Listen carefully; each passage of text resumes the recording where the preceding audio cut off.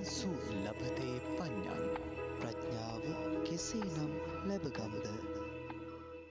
ආයිබෝවන් සුබ උදෑසනක් ඔබ සැමට. සුවය සපිරි දවසක් වේවායි ප්‍රාර්ථනා කරමින් අදත් සුපුරුදු පරිදි අපට ආරම්භ කරන්නට අවසරයි මංචි ආයතනයේ අනුග්‍රහයෙන් ඔබ වෙත ගෙනෙන කතංසු ලබතේ පඤ්ඤං ප්‍රඥාව කෙසේනම් ලැබගම්ද මාතෘකාව පදනම්ව පවත්වන මේ සජීව කතිකාමය වැඩසටහන. සදහවතුනි, අද දවසේදී අප සාකච්ඡා කරන්නට බඳුන් කරන සූත්‍රය තමයි කෝසල සංයුක්තයේ අපුත්තක වග්ගයේ සඳහන් සත්ත්‍ය ජටිල සූත්‍රය.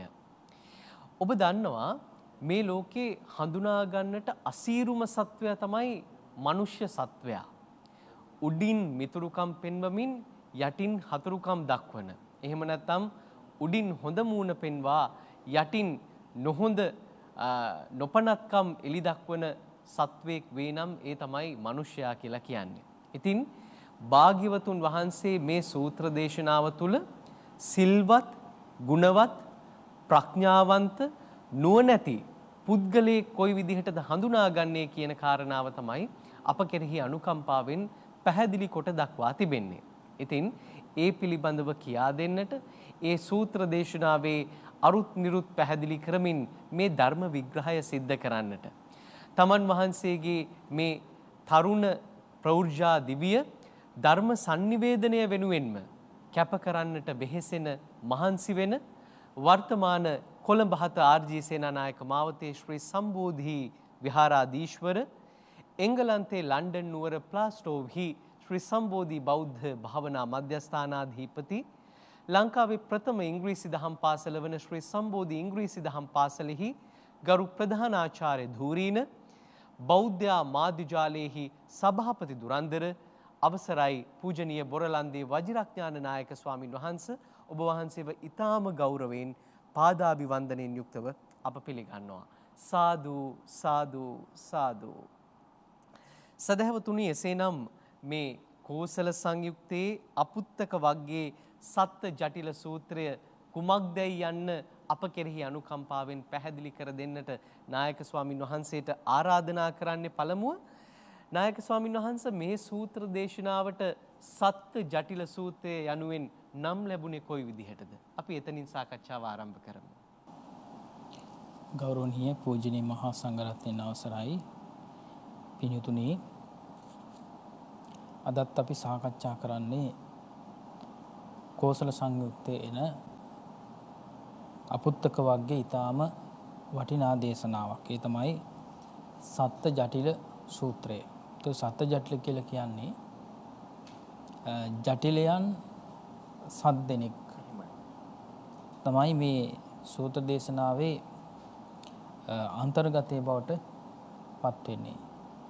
ඒ පිළිබඳව ඉදිරියට සාකච්ඡාව එහෙම නැත්නම් මේ සූත්‍ර දේශනාව සාකච්ඡා කරගෙන යනකොට අපිට මුණ ගැහෙනවා.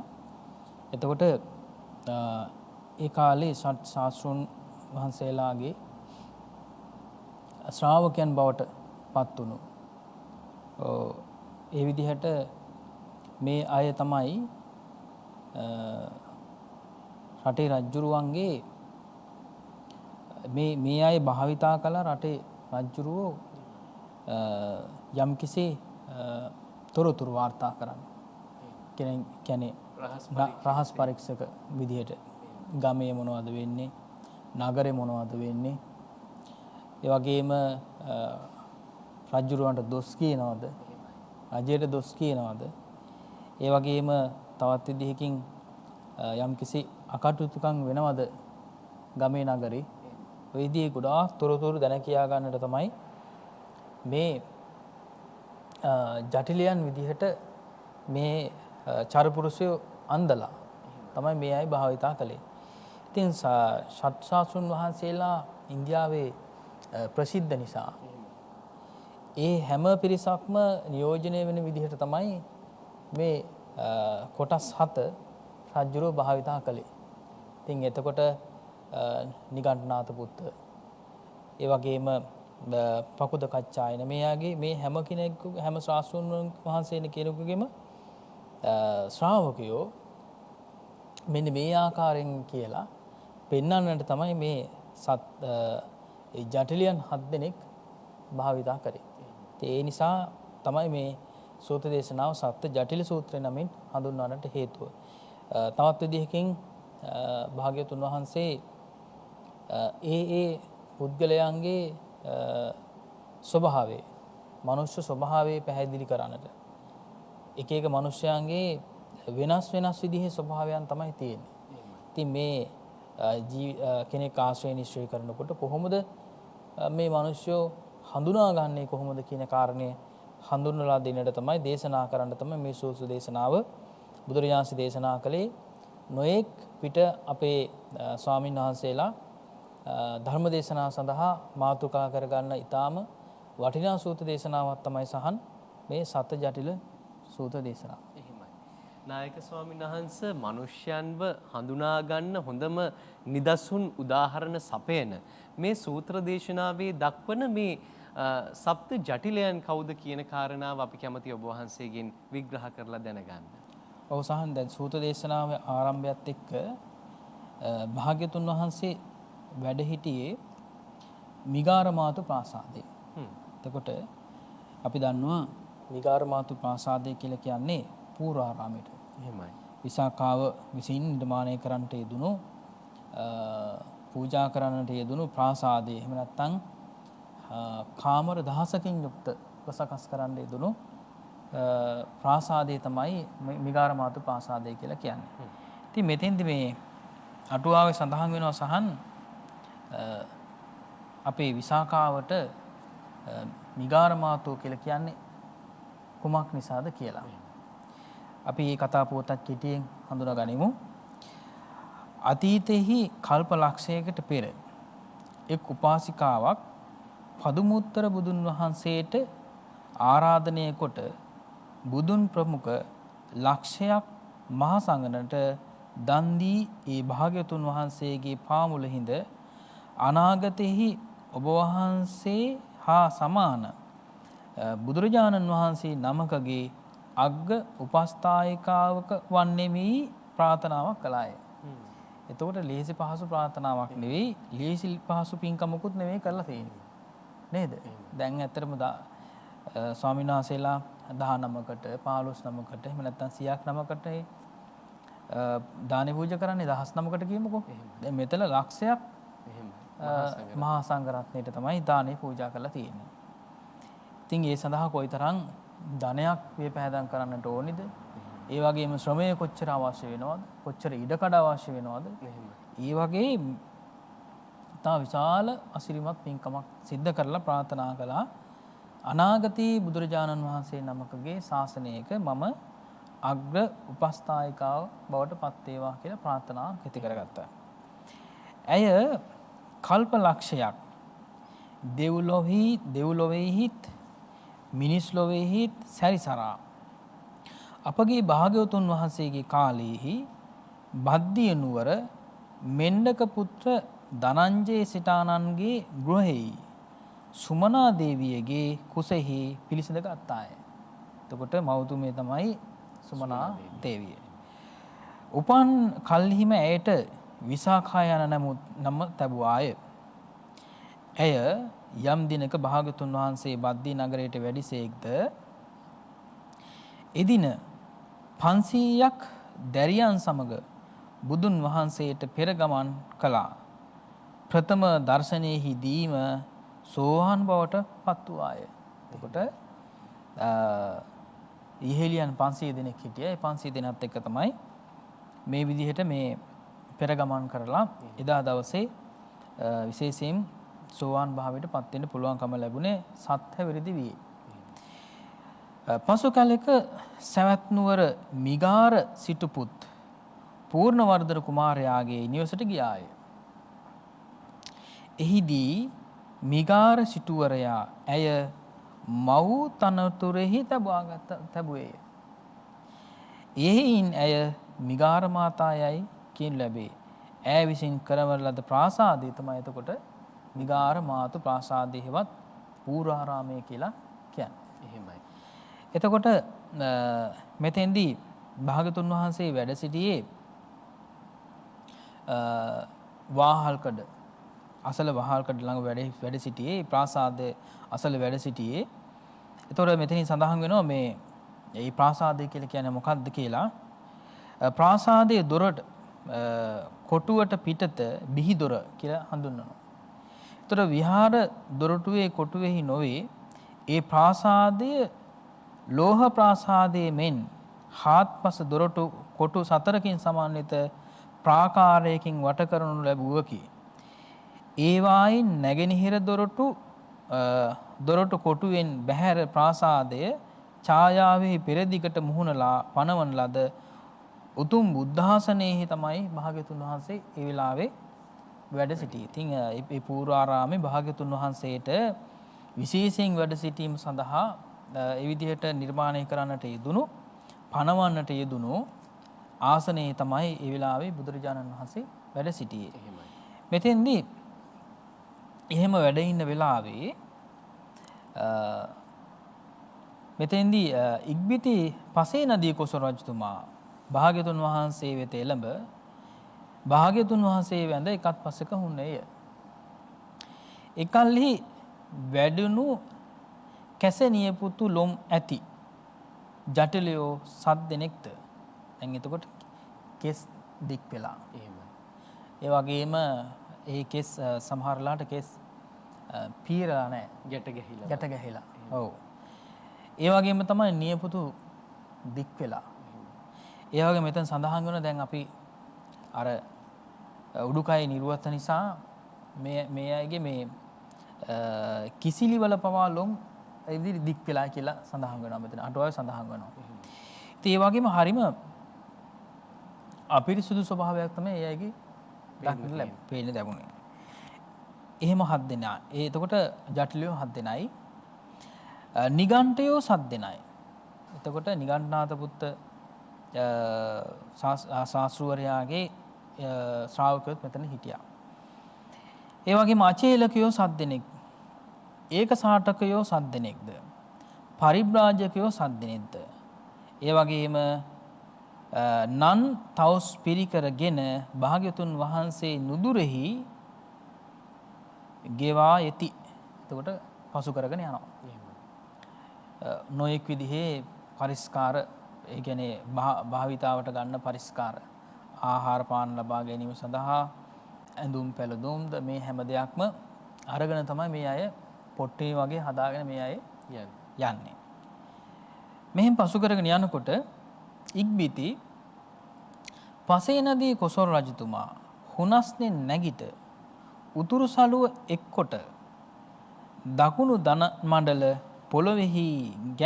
පොළොවේහි නැග ජටිලයන් 7 දෙනද නිගණ්ඨයන් 7 දෙනද අචේලකයන් 7 දෙනද ඒකසාටකයන් 7 දෙනද පරිබ්‍රාජකයන් 7 දෙනද වෙත ඇඳිලි බැඳ. දැන් එතකොට අත් දෙක බැඳගෙන දැන් මේ වන්දනා කරපු ආකාරය තමයි මේ කියන්නේ. භාග්‍යතුන් වහන්සේත් වැඩ සිටියේදී දැන් මේ එහෙමයි. වහන්ස එයාට කියනොද වහන්ස මම පසේ නදී කොසල් රජතුමා වෙමි. වහන්ස මම පසේ නදී කොසල් රජතුමා වෙමි. තෙවරක්ම නම් මැස්විය. මම තමයි පසේ නදී කොසල් රජතුමා කියලා කියන්නේ කියලා අර හැම දිනාටම දෙසට හැරිලා තමයි මේ තමන් ගැන කිව්වේ. ඊළඟට ඉක්බිති ඒ ජටිලයන් 7 දෙන ජටිලයන් 7 දෙනත් ඒ වගේම නිගණ්ඨයන් 7 දෙනත් අචේලකයන් 7 දෙනත් 7 දෙනද ඒක සාටකයන් 7 දෙනද පරිබ්‍රාජකයන් 7 දෙනද ගියේ නොබෝ වේලෙහි පසේ නදී කොසල් රජතුමා භාග්‍යතුන් වහන්සේ වෙත එළඹියේ. එළඹ භාග්‍යතුන් වහන්සේ වැඳ එකත් පසෙක හුන්නේය. එකස් පසෙක හුන් පසේ නදී කොසල් රජතුමා භාග්‍යතුන් වහන්සේට වහන්ස ලොව යම් ඒ කෙනෙක් රහත් වූ හෝ රහත් මගට පිළිපන්නා වූ හෝ වෙද්ද තුලූහු ඔවුන් අතුරුන් එක්තරා කෙනෙක්යි තෙලසලකලේ. ඒ කියන්නේ මේ අයත් රහතන් වහන්සේලා ගණයට වැටෙනවා. අර ගිය අය. ඒ ගිය අයත් සරහතන් වහන්සේලා ගණයට වැටෙනව නේද කියලා තමයි භාග්‍යතුන් වහන්සේට මතක් කළේ සහන්. එහෙමයි. නායක ස්වාමීන් වහන්සේ දැන් ඔය කාරණාව ඔබ වහන්සේ සඳහන් කරද්දී මේ සූත්‍ර දේශනාවේදී භාග්‍යවතුන් වහන්සේ සම්මුඛයේහි මේ පසේ නදී කොසල් රජතුමාණන් මේ සප්ත ජටිලයන් පිළිබඳ යම්කිසි වර්ණනාවක් හඳුන්වා දීමක් සිද්ධ කරනවා. නායක ස්වාමීන් වහන්සේ කොහොම විදිහටද මේ සූත්‍ර දේශනාව මේ පිළිබඳව කියා දෙන්නේ අපට? ඔව් දැන් මෙතනදී පැහැදිලි දැන් භාග්‍යතුන් වහන්සේ මේ අය වර්ණනා කළා. මේ අය රජුරුව මේ අය වර්ණනා කරනවානේ. එහෙමයි. ඒ වර්ණනා කරනකොට ඒ අය දෙසට හැරිලා වන්දනා කරානේ. එහෙමයි. වන්දනා කරනකොටත් එසේ මෙසේ විදිහට නෙවෙයිනේ ආසරෙන් නැගිටලා දන නවලා ඒ වගේම ඇඳිලි බැඳගෙන තමයි මේ විදිහට මේ වර්ණනා කළේ. එහෙම වර්ණනා කළා භාග්‍යතුන් වහන්සේට මතක් කළා ස්වාමීනි භාග්‍යතුන් වහන්සේ මේ අයත් දැන් රහතන් වහන්සේලා ලෝකේ වාසය කරනවද වැඩ ඉන්නවද ඒ රහතන් වහන්සේලා ගණයට මේ හැමදිනාම වැටෙනව නේද කියලා තමයි භාග්‍යතුන් වහන්සේට ඒ වෙලාවේ කුසලතුමා මතක් කළේ. එහෙමයි. නායක ස්වාමීන් වහන්සේ ওই විදිහේ විවිධ ප්‍රතිරූප ගොඩනගමින් Taman රහත්යයි කියා ගන්නා පිරිස අතර අපි සාමාන්‍ය මිනිස්සු විදිහට ඒ වගේ සැබෑ රහතන් වහන්සේ නමක් හඳුනා ගන්න අපට පුළුවන්කමක් තියනවාද? ඒ වගේම එදා කාලේ ඒ පසේ නදී කොසල් රජතුමාටත් සාමාන්‍ය චරිතයක් විදිහට ඒ වගේ රහතන් වහන්සේලා හඳුනා ගැනීමට ශක්තියක් තිබුණේ නැහැ කියන වගේ තමයි අපිට හැඟී යන්නේ. ඔව් සහන් දැන් මෙතෙන්දී භාග්‍යතුන් වහන්සේ මතක් කළා මහරජ ගිහි වූ කම්සප විඳින දරුවන්ගෙන් පලිබෝධ ඇති යහන්හි වෙසෙන සිනිදු සඳුන් ගල්වන ඒ වගේම මල්ගඳ විලවුන් ඈ දරන රන් රිදී ඉවසන තොප විසින් මොහු රහත් හොය කියා හෝ මොහු රහත් නොවේ කියා හෝ කොහොමවත් තීරණය කරන්න බෑ. ඔබට තීරණය කරන්න බෑ මේ අය රහත්ද මේ අය නොරහත්ද කියලා.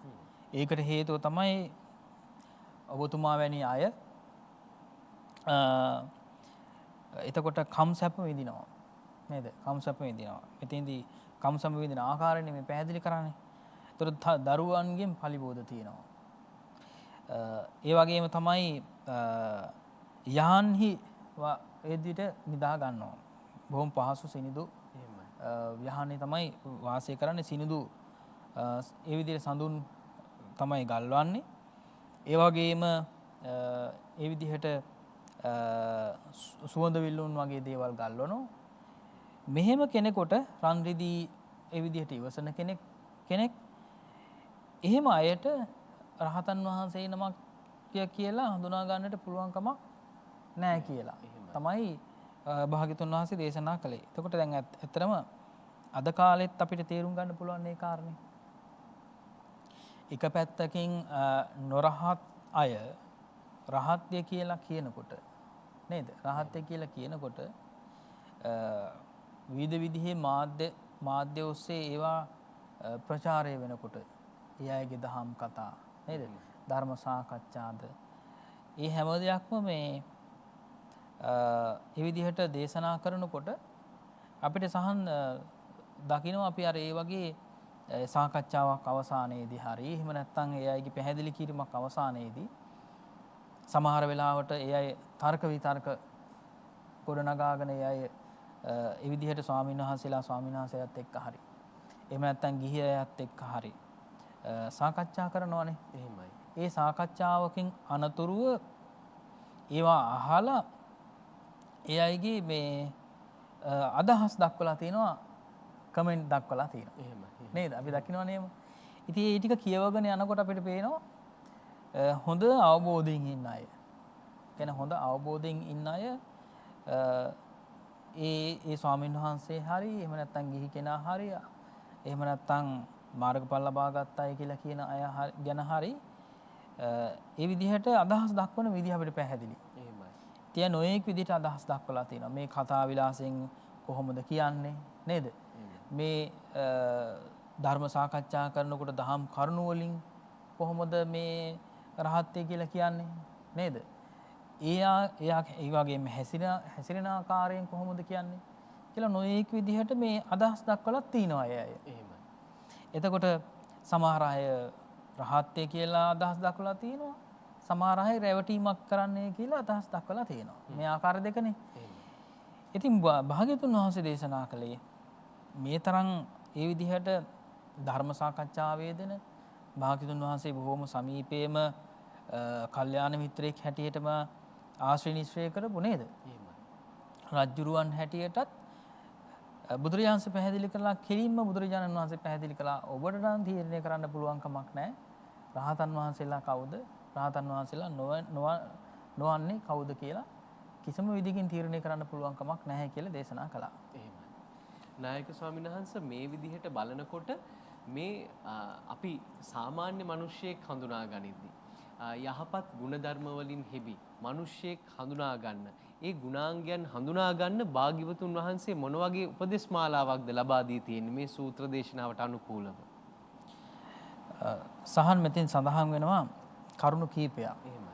ඒ කියන්නේ අපි ඊටාම වටිනවා මේ කාරණා ටික දැනගන්න එක. පළමුවෙන්ම සඳහන් වෙනවා මහරජ එක්ව විසීමෙන් සීලය දත යුතුය. ඒ කියන්නේ එකට ඉඳලා තමයි කෙනෙක්ගේ සීලය හඳුනා ගන්න පුළුවන්කම ලැබෙන්නේ. ඒ වගේම ඒද දිගු කලකිනේ. ඒකම කෙටි කාලයකින් නෙවෙයි. මද කලකින් නොවේ. එහෙමයි. පුංචි කාලයක් ආශ්‍රය කරලා නෙවෙයි කෙනෙක්ගේ සීලයක් හඳුනා ගන්න පුළුවන්කම ලැබෙන්නේ. ਉਹ දීර්ඝ කාලයක් ආශ්‍රය කරන්න ඕන. ඒ වගේම මෙනෙහි කරන්නහු විසිනි. නොමෙනෙහි කරන්නහු විසින් නොවේ. ඒ කියන්නේ දැන් අපි දන්නවා කෙනෙක් මුලින් හැසිරුණේ කොහොමද කියලා මතක තියෙන්න ඕනේ. එහෙමයි. නේද? කෙනෙක් මුලින් හැසිරුණේ කොහොමද කියලා මතක තියෙන්න ඕන. එහෙම නැත්තම් අමතක වුණොත් එහෙම අමතක වෙලා තිබුණොත් මේ අඳුන ගන්න පුළුවන් කමක් නැහැ. එහෙමයි. කෙලින්ම අවසානයේ සිද්ධ කරන කතාව හරි ක්‍රියාව හරි. එතකොට සීලය කියලා කියන්නේ කය වචනේ සංවර කරගන්න එකනේ. එතකොට කායික ක්‍රියාවක් හරි වාචසික ක්‍රියාවක් හරි ඒ විදිහට දැකලා කෙනෙකුට තීරණය කරන්න පුළුවන් කමක් නෑ සීල සම්පන්නද කියලා. ඊළඟට මෙතෙන් සඳහන් වෙනවා ප්‍රඥා පැනැත්තහු විසිනි පැන නැත්තහු විසින් නොවේ. ඒ කියන්නේ ප්‍රඥාව තියෙන කෙනාටයි අඳුර ගන්න පුළුවන්කම ලැබෙන්නේ. ප්‍රඥාව නැති කෙනෙකුට කෙනෙකුගේ සීලය හඳුනා ගන්න පුළුවන් කමක් නැහැ. එතකොට මේ සීලය පිළිබඳව දැනගන ආකාරය පිළිබඳව තමයි මුලින්ම භාග්‍යවතුන් වහන්සේ දේශනා කළා තියෙන්නේ. එතකොට අපිට පැහැදිලි කෙනෙක් සිල්වත්ද කියලා දැනගන්න එක ලේසි පහසු දෙයක් නෙවෙයි. දීර්ඝ කාලයක් ආශ්‍රය කරන්න ඕන. කෙටි කාලයකුත් නෙවෙයි. ඒ වගේම තමයි පෙරපසු කියලා කියන එක මතක තියෙන්න ඕනේ. නේද? ඊළඟට ප්‍රඥාව තියෙන්නත් ඕනේ. සිල්වත්ද නැද්ද කියලා හඳුනා ගන්න. එක සැරේම අඳින පළඳින විදියෙන් හරි හැසිරෙන විදියෙන් හරි කතා බහෙන් හරි කෙනෙක් සිල්වත්ය කියලා තීරණය කරගෙන මේ ඒ කෙනා කෙරෙහි පැහැදීම ඇති කරගන්න එපාය කියන කාරණේ තමයි මේ කියන්නේ. එහෙමයි. කෙටි කාලයකින් චරිත සාහිතික දෙන්න එපා කියන්නේ නේද නායක? අන්න හරි. එහෙම දුන්නොත් එහෙම ඒ කාලේ අපත යනවා. ඒ කියන්නේ ආශ්‍රය නිශ්‍රය කරන කාලේ අපත යමක් නෙවෙන්නේ. නේද? එතකොට සිල්වත්ද නොසිල්වත්ද කියලා කියන ආශ්‍රය කිරීම තමන්ට වැදගත් වෙන්නට එපා. ඒ කියන්නේ අනුන්ගේ සීලය අන් අයගේ සීලය එයාටයි අදාළ. නේද? තමන්ගේ සීලයනේ තමන්ට අදාළ. තමන්ට වැදගත් වෙන්නේ. ඒතර අනුන්ගේ සීලය වැදගත් වෙන්නේ ඒ තුලින් තමන් ආදර්ශයක් ලබා ගැනීම. එතකොට කොහොමද සීලය ආරක්ෂා කරගන්නේ? ඒ කය සංවර කරගන්නේ කොහොමද කියලා අවබෝධයක් තියෙන්න ඕනේ. ඒ අවබෝධය තමයි මෙතන කියන්නේ මේ ප්‍රඥාවන්ත භාවයට පත් වෙන්න ඕනේ කියලා. එතකොට තවත් පැත්තකින් මෙතෙන් සඳහන් වෙනවා මේ මෙනෙහි කිරීම පිළිබඳව. එතකොට මෙනෙහි කිරීම කියලා කියන්නේ කෙනෙකුට සිහිය තියෙන්න ඕන කියලා කියන එකයි. එහෙමයි. නේද? සිහිය නැත්තම් මෙනෙහි කරන්න බෑනේ. එතකොට කෙනෙකුගේ සීලයක් හරියට හඳුනා ගන්න නම් එයාට තියෙන්න ඕනේ හොඳ සිහියක් තියෙන්නත් ඕනේ. එහෙමයි. සම්මා සතිය තියෙන්නට ඕනේ. එතකොට ඒ වගේම තමයි යෝනිසෝ මනසිකාරයේ තියෙන කෙනෙකුටම තමයි සිහිය නුවණ තියෙන කෙනෙකුටම තමයි සීලය හඳුනා ගන්න පුළුවන්කම ලැබෙන්නේ. ඒ සීලයත් ඒ විදිහට තමන්ට වැදගත් වෙන්නට ඕනේ කියලා බුදුරජාන්සේ දේශනා කළා. ඒ වගේම ඊළඟට දේශනා කළා දැන් අපි ගොඩාක් වෙලාට මේ සිල් හොයන හින්දානේ මේ කාරණේ මතක් කළේ. නේද? ඒ කියන්නේ තමන් සිල්වත් නැතත් අනිත් අයගේ සීලය හොයනවා. එහෙමයි. එහෙම ස්වභාවයක් නේ තියෙන්නේ නේද? එතකොට ඒකට සාකච්ඡා කරනකොට කතා කරනකොට ආශ්‍රය නිශ්‍රය කරනකොට තමන්ගේ සීල් බවට වැඩි කැමැත්තක් නැහැ. ඒ කියන්නේ සොයා බැලීමක් නැහැ. එහෙමයි. ඒ කියන්නේ සමහරවිට පිළිගන්නත් කැමති නැහැ. එහෙමයි. වැරදි වෙනවනේ. කයෙන් වැරදි වෙනවා. කයෙන් වැරදි වෙනවා, වචනින් වැරදි වෙනවා. එතකොට අපි දන්නවා දැන් කයෙන් වැරදි කියලා කියන. එතකොට සත්තු මරනවා නේද? හොරකම් කරනවා, කාම වැරදෙන් හැසිරෙනවා. ඒක පිළිගන්න කැමති නැහැ. පිළිගන්න කැමති නැහැ. ඒ වගේම මෙහෙම කරාද කියලා ඇහුවොත් එහෙම නැහැ. නේද? දැන් අපි ගත්තොත් එහෙම අපි වචනෙන් වෙන වැරදි ගත්තොත් එහෙම බොරු කියනවා, කේලම් කියනවා, පරුස වචන කියනවා, හිස් වචන කියනවා. මේවා කරනවාද කියලා ඇහුවොත් එහෙම ඒවට උත්තර දෙන්නේ නැහැ. ඒවට උත්තර දෙන්නේ නැතුව බොහොම දක්ෂතාවයක් තියෙනවා. එතකොට අනිත් අයගේ දේවල් හොයලා අනිත් අයගේ දේවල් කතා කරන්න දක්ෂයි. නේද? තමා ගැන අවධානය යොමු කරන්නේ නැහැ. එතකොට තමාගේ වැරදි වහගෙන තමයි අනිත් අයගේ වැරදි හොයන්න උත්සාහ කරන්නේ. ඉතින් ඒ අයට හොඳ ඒ විදිහට පිළිතුරක් තමයි භාග්‍යතුන් වහන්සේ මේ දේශනා කළේ. එතකොට කෙටි කාලයකින් හඳුනා ගන්න පුළුවන් කමකුත් නැහැ. නේද? සිහිය තියෙන්නත් ඕනේ. ප්‍රඥාව තියෙන්නත් ඕනේ කෙනෙකුගේ සීලයක් හඳුනා ගැනීම සඳහා. දෙවෙනි කාරණය තමයි සහන් මහරජ කතා විවහාරයෙන් පවිත්‍ර බව දත යුතුය. ඒ කියන්නේ කෙනෙක් කතා කරන ස්වභාවයෙන් තමයි කෙනෙක්ගේ පිරිසිදු බව දැනගන්න පුළුවන්කම ලැබෙන්නේ. එහෙමයි. නේද? අපි දන්නා එතකොට මෙයාගේ වාචික ක්‍රියාවන් පිරිසුදුද, කායික ක්‍රියාවන් පිරිසුදුද, මෙයාගේ මනස බොහොම පවිත්‍රයිද, පිරිසුදුද, නේද? හොඳ චේතනා තියෙන කෙනෙක්ද, හොඳ සිතිවිලි තියෙන කෙනෙක්ද කියලා හඳුනා ගන්න පුළුවන්කම ලැබෙන්නේ කෙනෙක්ගේ කතා ව්‍යවහාරයෙන් කියලා කියනවා.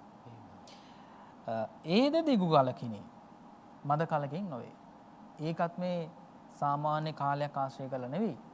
තා දීර්ඝ කාලයක් ආශ්‍රය කළ තමයි දැනගන්න ඕනේ. ඒකත් මෙනෙහි කරන්න සිහිය තියෙන කෙනෙකු වෙන්නත් ඕනේ. සිහිය නැති කෙනෙකුට හඳුනා ගන්න බෑ. කෙනෙක්ගේ පිරිසිදු බව හඳුනා ගන්න පුළුවන් කමක් නැහැ. ඒ වගේම ප්‍රඥාව තියෙන්නත් ඕනේ. එහෙනම් ප්‍රඥාව තියෙන කෙනෙකුට තමයි කතා ව්‍යවහාරයෙන් තම අනිත් අයගේ පිරිසුදු බව සොයා ගන්න පුළුවන්කම ලැබෙන්නේ. ඒ පිරිසුදු බව පිළිබඳව සහන් මේ සූත්‍ර දේශනාව තුල සඳහන් වෙනවා. මෙතෙන්දි සඳහන් වෙනවා මෙහි විවහාරයට කියන වෝහාර කියලා. එතකොට මෙතෙන් සඳහන් වෙනවා චත්තාරෝ අරිය වෝහාරෝ චත්තාරෝ අනරිය වෝහාරෝ. මෙතෙන් සඳහන් වෙනවා ආර්ය වෝහාරයේ හතරක් තියෙනවා, අනරිය වෝහාර හතරක් තියෙනවා. මෙතෙන් සඳහන් වෙන්නේ මේ වෝහාරය කියලා කියන්නේ එතකොට චේතනාව මුල් කරගෙන තමයි සකස් වෙන්නේ. විවහාරය සකස් වෙන්නේ චේතනාව මුල් කරගෙන. බුදුරජාණන් දේශනා කළා ආර්ය වෝහාර හතරක්. මෙතෙන් සඳහන් වෙනවා සංඛ්‍යා. එතකොට වෝහාරය කියලා කියන්නේ මේ කතා කිරීම තුළ යම්කිසි කතාවක් තුළ මෙන්න මේ ටික තියෙනවා. එකක් තමයි සංඛ්‍යා. අනිත් එක තමයි සමඤ්ඤා අනිත් එක තමයි ප්‍රඥප්ති අනිත් එක තමයි ව්‍යවහාර. මෙන්න මේ හතර තමයි එතකොට කතාවක් තුළ අන්තර්ගතය. එහෙමයි. යම් කිසි කතාවක් කරනවා නම් ඒ කතාව තුළ තියෙන අන්තර්ගතය. එතකොට සාමාන්‍ය කතාවක් තුළ තියෙනවා මේ මොනවා හරි කතා කරනකොට අපි සංඛ්‍යාවක් තියෙනවා. ප්‍රමාණයක් තියෙනවා. ඔව්. එතකොට ප්‍රමාණයක් ගැන තමයි කියන්නේ. එතකොට එකක් ගැන කියන්න පුළුවන් නේද? කීපයක් ගැන කියන්න පුළුවන්. ගොඩක් ගැන කියන්න පුළුවන්. එතකොට මෙතන මේ කතා ව්‍යවහාරයේ තුල තියෙනවා. එතකොට කෙනෙක්ගේ කතාවට අපි අහුම්කම් දෙනකොට මොකක් ගැනද කියන්නේ කියලා අපි බලනවා. මොනවා ගැනද මේ කියන්නේ? නේද? එකක් ගැන කියනවද? ගොඩක් ගැන කියනවද? ඊළඟට සඳහන් වෙනවා මෙතෙන් සඳහන් වෙනවා මෙහිද එහෙම අදහස් කරේ. දැන් ඇතැම් කෙනෙකුගේ ඉදිරිපිට කෙරෙන කතා අනභිමුඛයේ කෙරෙන කතාව හා සම නොවේ. ඊළඟට ඒ කියන්නේ සමහර වෙලාවට මේ තමන්ගේ ඉස්සරහා කියන කතාවයි අනිත් තවත් කෙනෙක් එක්ක කියන කතාවයි අතර ලොකු වෙනසක් තියෙනවා. අපි කියන්නේ සයන්ස් මූණට එකක් කියනවා ළඟ නැතිකොට තව එකක් කියනවා. ආන්න හරි සහන්. ඒක තමයි මේ කියන්නේ. එතකොට තවත් එකක් තියෙනවා පසුව කෙරෙන කතාව සහ මුලින් කෙරෙන කතාව හා සමාන බවක් තියෙන්න ඕන. එහෙමයි. එහෙමත් සමාන බවක් තියෙන්න ඕන නේද? අපි කියන්නේ ඉස්සෙල්ලා කියපු දේ නෙවෙයිනේ දැන් කියන්නේ. එහෙමයි. මුලින් එක තීරණයක් දැන් වෙන එකක්. තවත් එකක්. එහෙමයි. එහෙමනේ කියන්නේ. ඒතර ඒ පිළිබඳවත් කෙනෙක්ගේ අවධානය යොමු කරගන්න අවශ්‍යයි. එහෙමයි. ඊළඟට පිරිසුදු සිල් ඇත්තෙකුගේ పూర్වය පශ්චිමය සමගත් పూర్වය සමගත් සම වේ. ඒතර පිරිසුදු සිල් ඇත්තෙක් තුල තියෙනවා පෙර සහ පසු කතාවන් තුළ සම බවක්. ඒ කියන්නේ එකම වචනේ තමයි තියෙන්නේ. එතකොට එහෙම තමයි කෙනෙක්ගේ සීලය පිළිබඳව දැනගන්න ඕනේ කියලා කියන්නේ. ඒ වගේම තමයි පිරිසුදු බව දැනගන්න පුළුවන්කම ලැබෙන්නේ ඒ ආකාරයෙන්මයි. ඉතින් සඳහන් වෙනවා ඊටාම වටිනා මේ උදාහරණ තියෙනවා ඇත්තටම මේ සහන් මේ අටුවා දේශනා තුළ. මෙතෙන් සඳහන් වෙනවා එහින් කතා කිරීමෙන් පිරිසුදු බව දැන ගැනීමට හැකියයි ප්‍රකාශ කරමින් මෙසේ පැවසූසේක. එතකොට කෙනෙකුගේ පිරිසුදු බව දැනගන්නට අවශ්‍ය මේ පිරිසුදු බව දැනගන්න නම් කතාවට හොඳට ඇහුම්කන් දෙන්න ඕන. නේද? හොඳට ඇහුම්කන් දෙන්න ඕන. ඉතින් ඇත්ත කියලා තියෙනවද, බොරු කියලා තියෙනවද, එහෙම නැත්නම් හරියට කරලා තියෙනවද නැද්ද කියලා කියනක සොයන්න නොයෙකුත් විදිහේ තර්ක ඉදිරිපත් කරනවා. නේද? නොයෙක් අය නොයෙක් විදිහේ තර්ක ඉදිරිපත් කරනවා. දැන් අපි ඇත්තටම මේ තර්ක ශාස්ත්‍රය මුල් කරගෙනනේ ලොජික් කියලා කියන එක මුල් කරගෙනනේ විශේෂයෙන්ම මේ නීති හැදිලා තියෙන්නේ. එහෙමයි. නේද? අධිකරණයේ ඒ විදිහට යම් කිසි විදිහකින් මේ විත්තිකරුවත් චෝදිතයත් අතර ඒ තියෙන නිවැරදි බව හඳුනා ගන්න භාවිතා කරන්නේ තර්කය කියලා කියන එක. ඒතකොට නොයෙක් විදිහේ තර්ක ඉදිරිපත් කරලා නේද? නොයෙකුත් විදිහේ තර්ක ඉදිරිපත් කළා තමයි හරි දේ මොකද්ද කියලා මේ තෝරන්නේ. එතකොට පෙරපසු කියලා කියන ඒවා සමාන වුණොත් එහෙම අදහස් සමාන වුණොත් එහෙම තමයි පිළිගන්නේ තීරණය කරන්නේ විනිසුරුවා තීරණය කරන්නේ මේක සත්‍ය දෙයක් කියලා. ඒ වගේම තමත් අවබෝධ කරගන්නට ඕනේ. දැන් මෙතෙන් සඳහන් වෙනවනේ මේ එතෙන්දිත් මෙනෙහි කිරීම තියෙන්න ඕනේ කියලා කියනවනේ. සිහිය තියෙන්න ඕනේ කියලා කියනවනේ. එහෙමයි. ඒක ඊටාම වැදගත් දෙයක්. දැන් අපි සිහිය නැත්තම් පිරිසුදු බව දැනගන්න බෑ කතාවෙන්.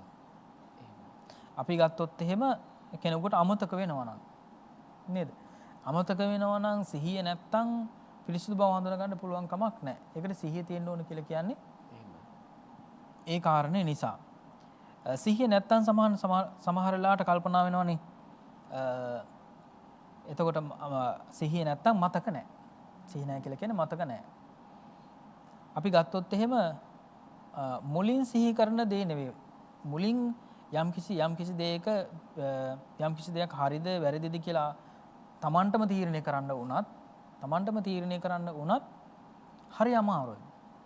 ඒ කියන්නේ යම් දෙයක් ගැන යම් කිසි කෙනෙක් ගැන හරි යම් දෙයක් ගැන හරි සිහි කරනකොට කල්පනා කරනකොට මුලින් කල්පනා කරපු තීරණය නෙවෙයි පසු වෙන්නේ. එහෙම වෙනවනේ. මං ඉස්සෙල්ලා හිතුව වැරදි කියලා කියනවනේ. එහෙමයි. නේද? මං හිතුව වැරදි. එහෙම එන්නේ සිහිය නැති නිසා. ඒ වගේම හරිද වැරදිද කියලා අවබෝධ කරගන්නත් එතකොට සිහිය අවශ්‍යයි කියලා කියන එක තමයි මෙතෙන්දි කියන්නේ. එහෙමයි. එතකොට ඊටාම වැදගත් මේ කෙනෙකුගේ පිරිසුදු බව දැනගන්නට විවහාර මාත්‍රයෙන්. එතකොට විවහාර මාත්‍රයෙන් තමයි ඉතා දීර්ඝ කාලයක් ආශ්‍රය කරන්නත් ඕනේ. ඒ වගේම සිහිය තියෙන්නත් ඕනේ, ප්‍රඥාව තියෙන්නත් ඕනේ. කෙනෙකුගේ කතා ව්‍යවහාරයෙන් පිරිසුදු බව දැනගන්න. ඒකයි මෙතෙන්දී දේශනා කළේ. ඊළඟට දේශනා කළා විපතෙහිදී ඥාන ශක්තිය දත යුතුය කියලා.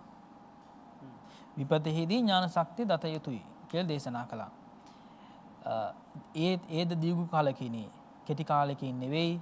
ඒද මෙනෙහි කරන කෙනාටයි මෙනෙහි කරන්නේ නැති කෙනාට පුළුවන් කමක් නැහැ. ඒ විදිහට තේරුම් ගන්න. ඒ වගේම එතෙන්ටත් අවශ්‍යයි නුවණ කියලා කියන එක, ප්‍රඥාව කියලා කියන එක එතෙන්ටත් අවශ්‍යයි. දැන් මෙතෙන් සඳහන් වෙන්නේ සහත් මේ විපතෙහිදී තමයි ඥාන ශක්තිය දැනගන්න පුළුවන්කම ලැබෙන්නේ.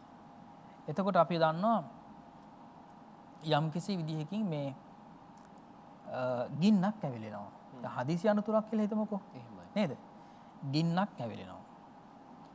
එතකොට ඒ ගින්න නිවා ගන්න කෙනෙකු හැසිරෙන විදිහ එහෙමයි. නේද?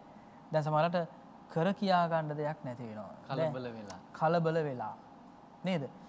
මේකට මෙහෙම පිළියම් කරන්න ඕන. අහලම තියෙන වතුර ටික හරි, වැලි ටික හරි, පස් ටික හරි නේද? නොයෙකුත් විදිහේ ඒ උපක්‍රම තියෙනවනේ. තවත් තාක්ෂණික උපක්‍රම හරි. මේවා හරි මේ දැනගෙන ඉන්න කෙනෙකුට තමයි ඒ ගින්න නිවන්න පුළුවන් වෙන්නේ. එහෙමයි. ඒ වගේම තමයි යම් කිසි විදිහකින් මේ හදිසි අනතුරු සිදු වෙන අවස්ථා. ඒ වගේම තමයි ඒවා බාහිර කාරණානේ. නේද? සමහරලාට හදිසි ඇති වෙන මේ රෝගී තත්ත්වයන්. කියන්නේ කායික රෝගී තත්ත්වයන් හදිසි අවස්ථාවලදී ඇති වෙනවනේ. එහෙමයි. නේද? ඒ වගේ අවස්ථාවලදීත් ඒවට හදිසියෙම කරන්න පුළුවන් ප්‍රතිකාර මොනවද? කොහොම ඉක්මනින්ම කරන්න පුළුවන් ප්‍රතිකාර මොනවද කියලා. නේද? අඩුම ගානේ සමහරලාට මේ කැස්සක් කෙනකොට වතුර ටිකක් භාවිතා කරන එකත් අමතකයි. එහෙමයි. නේද? කලබලයට. ඒ කියන්නේ වතුර ටිකක් බොන්න ඕනේ කියලාවත් දන්නේ නැහැ. දැන් සමාජශීලී නැති අයට ওই ප්‍රශ්නේ එනවනේ. නේද? ඒ කියන්නේ අම්මලා තාත්තලා කියලා දීලා නැහැ. වැඩිහිටියයි කියලා දීලා නැහැ. ඊළඟට කියලා දීලත් නැහැ. ඒ අය ඉගෙන ගන්න මහන්සි වෙලත් නැහැ. ඒ වගේ හැම අවස්ථාවකදීම මේ අම්මලා තාත්තලාගේ හරි අනිත් අයගේ හරි ඒ උදව්වක් අවශ්‍යයි තමන්ගේ ජීවත් වෙන්න. එතකොට ඒ අය අනතුරටපත් වෙනකොට තමන් තනියෙන් ඒවට මුහුණ දෙන්න පුළුවන් ශක්තියක් නැහැ. නේද? එතකොට දෙමාපියන් විසින් හරි යම් කිසි විදිහකින් කල්යාණ මිත්‍රයන් විසින් හරි තමන්ගේ දරුවන්ට ඥාතීන්ට ඒ වගේම හිතවතුන්ට කියලා දෙන්නට ඕනේ මේ හදිසි අනතුරක් ආවහම එහෙම නැත්නම් බාහිර හෝ කායික හෝ මානසිකව. එහෙම. නේද? මානසිකවත් ඒ වගේ හදිසි දේවල් එනවනේ. එහෙමයි. දැන් සමහර අයට තරහ යනවා. තරහ ගියාම තරහ පාලනය කරගන්න බෑ. තරහ පාලනය කරගන්න කෙනෙකුට කොයිතරම් මේ අවබෝධයක් තියෙන්න අවශ්‍යද? නේද? සමහර අය කියන මේ ෂණික තරහ කියලා. නේද? හදිසි කෝපය කියලා කියනවා. ඉතින් හදිසි කෝපයේදී ඒ විදිහට කවුද අහල පහල ඉන්නේ කියලාවත් වැටහීමක් නැහැ. නේද? ඒ වගේම භාවිතා කරන වචන, භාවිතා කරන ක්‍රියා ඒ විදිහට බොහෝම ම්ලේච්ඡයි නේද? කෝරයි භාවිතා කරන දේවල්. ඉතින් එහෙම කෙනෙකුගේ එතකොට හිත පාලනය කර ගැනීම සඳහාත් අපිට අවශ්‍ය වෙනවා මොකද්ද? එතකොට හිත පාලනය කරගෙන හිතට සිද්ධ වෙලා තියෙන විපතක් නෙමෙයි. නේද? හිතේ තියෙන විපත නැති කර ගැනීම සඳහා එතකොට ඥාන ශක්තිය අවශ්‍ය වෙනවා. ඒ වගේම තමයි කෙනෙක් විපතටපත් වුනහම ඒ මුහුණ දෙන ආකාරය අනුව සිදු කරන පිළියම අනුව තමයි දැනගන්න පුළුවන් වෙන්නේ මෙයාට මෙන්න මේ ටික මෙන්න මේක පාලනය කරගන්න පුළුවන් වෙයි. එහෙමයි. මෙයා හොඳ නුවණ තියෙන කෙනෙක් කියලා දැනගන්න පුළුවන්. සමහර වෙලාවට ඒකත් මේ කෙටි කාලෙකින් නෙවෙයි. දීර්ඝ කාලයකින්. නේද? අපි ගත්තොත් එහෙම කෙනෙකුට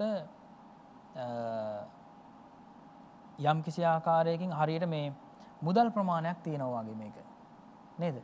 ඒතකොට යම් කිසි කෙනෙකුට මුදල් ප්‍රමාණයක්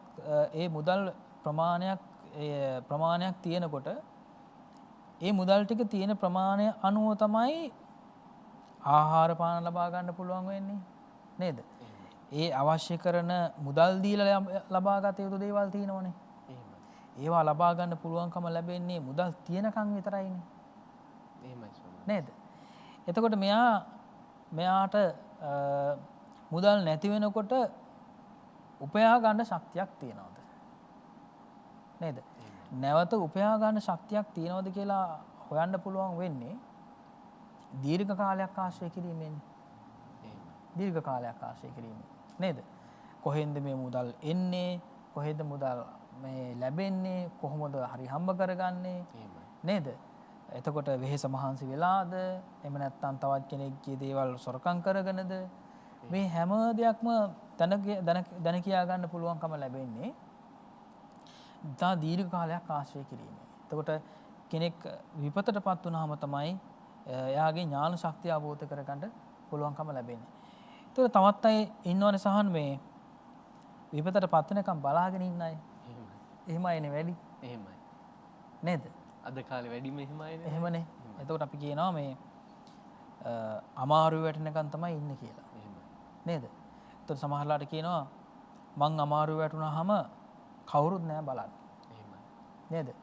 අපි කියන්නේ ඔය සල්ලි තියෙනකන් තමයි අපි ආශ්‍රය කරන්න කියලා. සල්ලි නැති වෙනකොට කවුරුත් නෑ කියලා කියන්නේ. එහෙමයි. නේද? ආන්න ඒ වගේ. ඉතින් ඒ වගේම තමයි සමහර අය වැරද්දක් වෙනකම් බලාගෙන ඉන්නේ. එහෙමයි. චෝදනා කරන්න හරි. නේද? එහෙමයි. චෝදනා කරන්න හරි ඒ වගේ ස්වභාවයෙන් තමයි.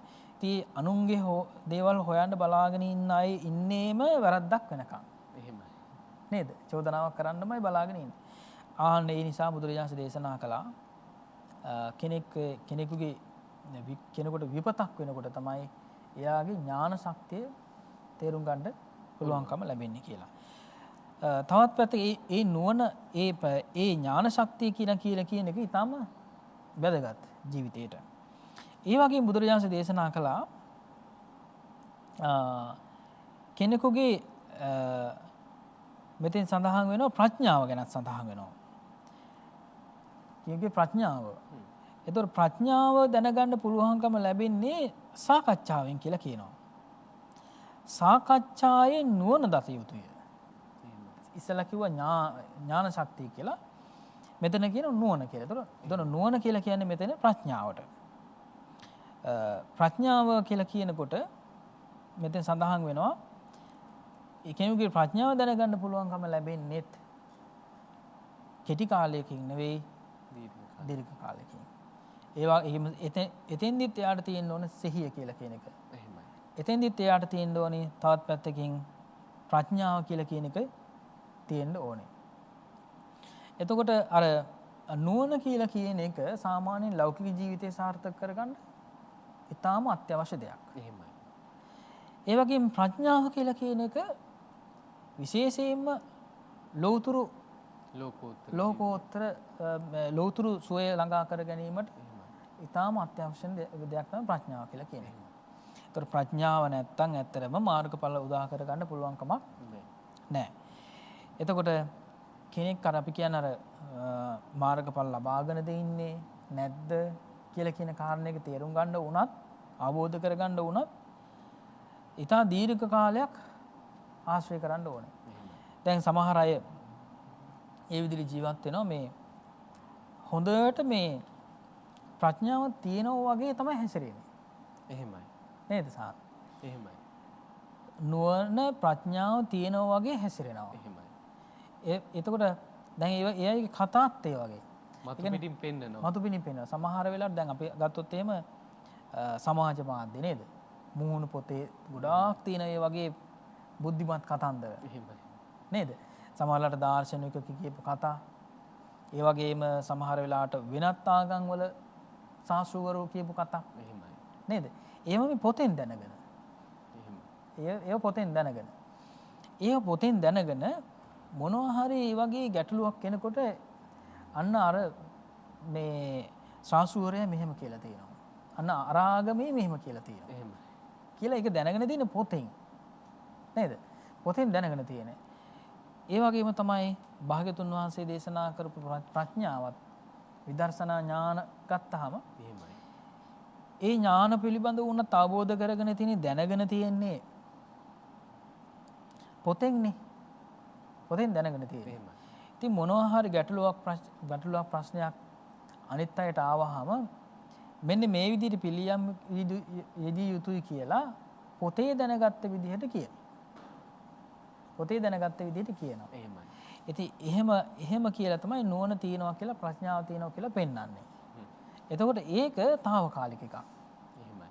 ඒක తాවකාලික එකක්. ඒක දීර්ඝ කාලීන පැවැත්මට හේතු වෙන්නේ නැහැ. දීර්ඝ කාල පැවැත්මට හේතු වෙන්නේ නැහැ. අපි කියන්නේ සාමාන්‍යයෙන් අර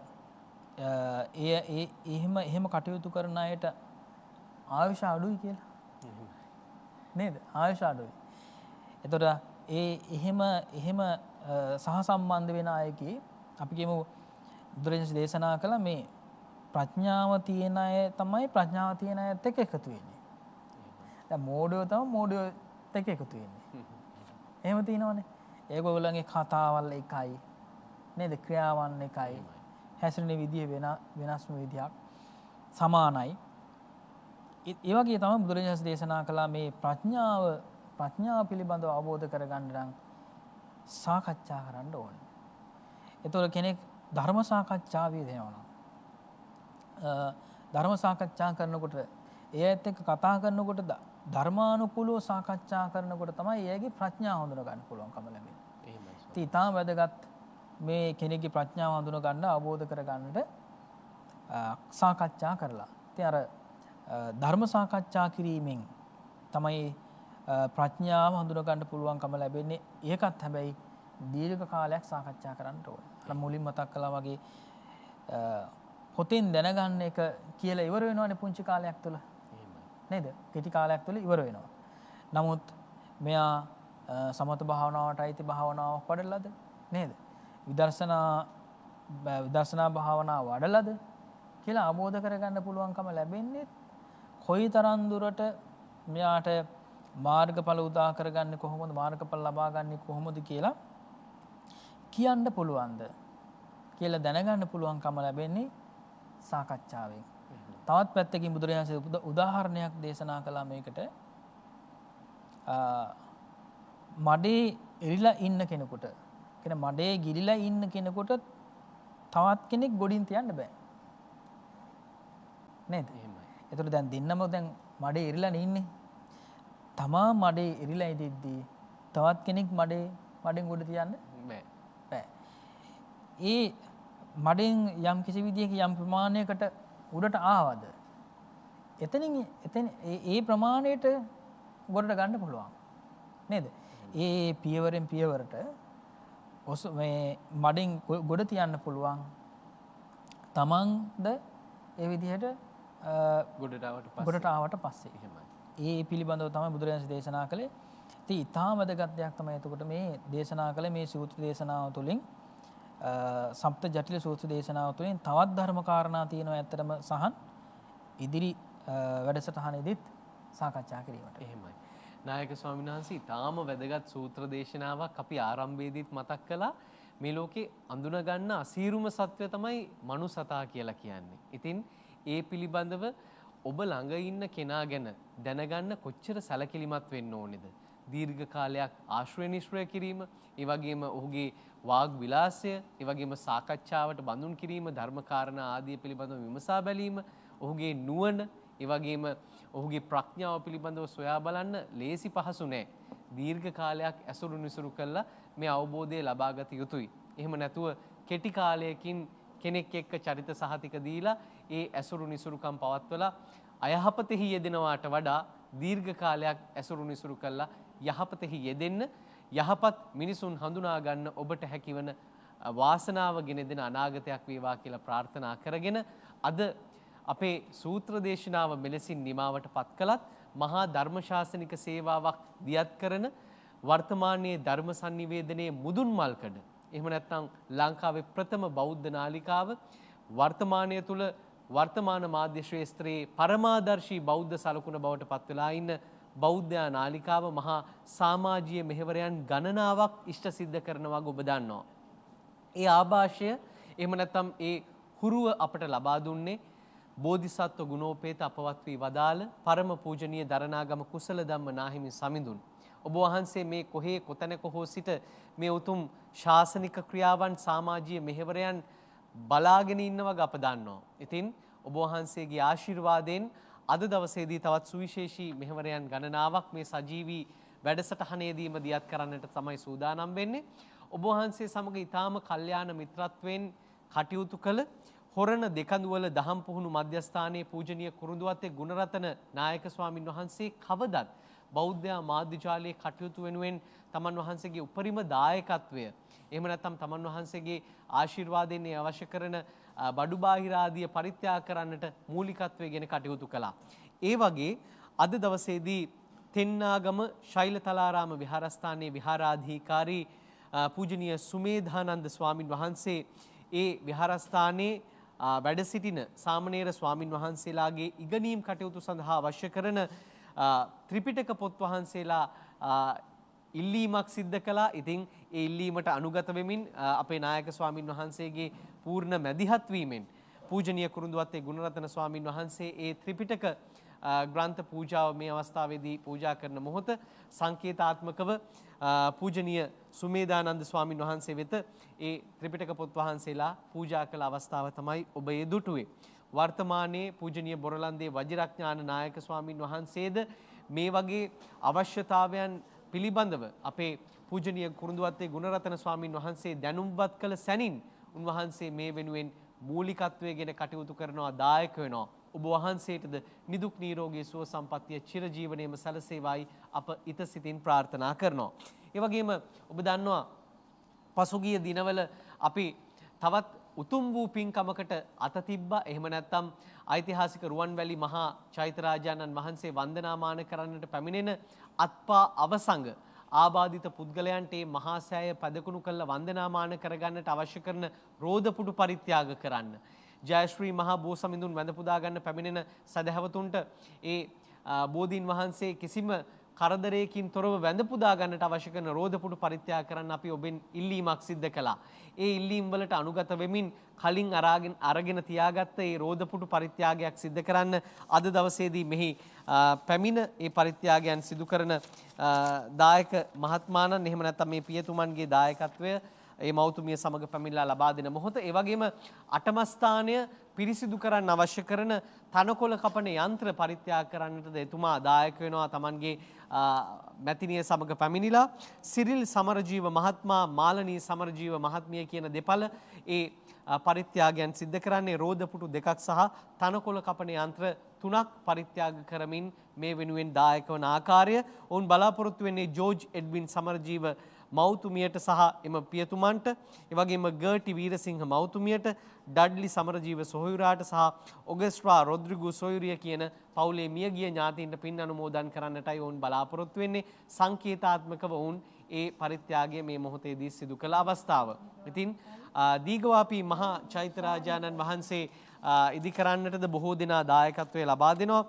ඒ අනුව එස් චන්ද්‍රිකා මහත්මිය කැලණි මුල්ල ප්‍රදේශයෙන් පැමිණලා තමයි මේ පරිත්‍යාගය සිද්ධ කළේ. එතුමිය බලාපොරොත්තු වෙනවා අසනීපව සිටින එතුමියගේ මෞතුමිය වන ප්‍රේමාවතී අම්මාට ඉතා ඉක්මනින් සුවය ලැබේවා කියන ප්‍රාර්ථනාවත් එතුමිය තවත් ප්‍රාර්ථනාවක් සිද්ධ කරනවා. මෙම මාස 21 වන දින මියගිය නුවරඑළියේ බාප්පා වන හේමපාල මහත්මයාණන්ට පින් අනුමෝදන් වේවා කියලා ප්‍රාර්ථනා කරගෙන, ඒ වගේම සියලුම ආර්ය මහා සංඝරත්නයට නිදුක් නිරෝගී භාවය ලැබේවා, කුසල ධම්ම නායක ස්වාමින් වහන්සේට උතුම් මේ පින අනුමෝදන් වේවා කියලා ප්‍රාර්ථනා කරගෙන තමයි මේ මෞතුමිය එස් චන්ද්‍රිකා මහත්මිය කැලණි මුල්ල ප්‍රදේශයෙන් පැමිණලා දායකත්වය ලබා දෙන්නේ.